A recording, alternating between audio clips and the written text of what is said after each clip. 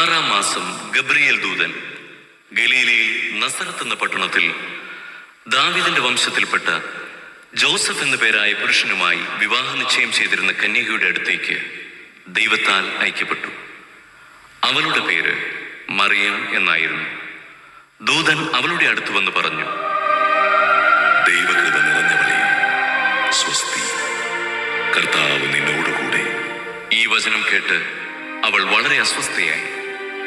എന്താണ് ഈ അഭിവാദനത്തിന്റെ അർത്ഥം എന്ന് അവൾ ചിന്തിച്ചു. ദൂതൻ അവളോട് പറഞ്ഞു,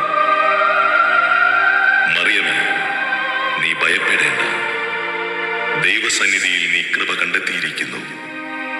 നീ ഗർഭം ധരിച്ച് ഒരു പുത്രനെ പ്രസവിക്കും. നീ അവന് യേശു എന്ന് പേരിടണം. അവൻ വലിയവനായിരിക്കും, അത്യുന്നതന്റെ പുത്രൻ എന്ന് വിളിക്കപ്പെടും.